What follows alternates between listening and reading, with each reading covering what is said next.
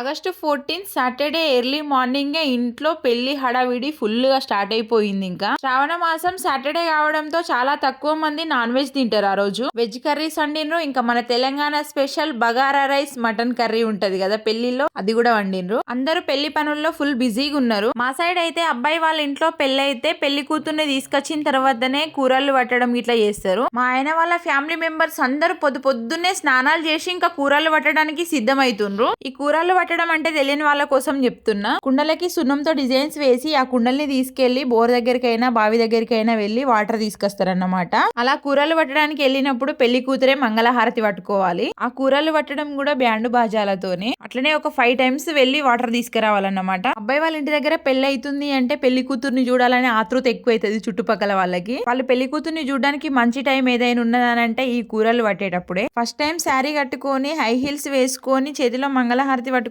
నడవాలంటే చాలా ఇబ్బంది అయింది. ఇబ్బంది పడుకుంటేనే ఆ ఘట్టం పూర్తి చేసిన.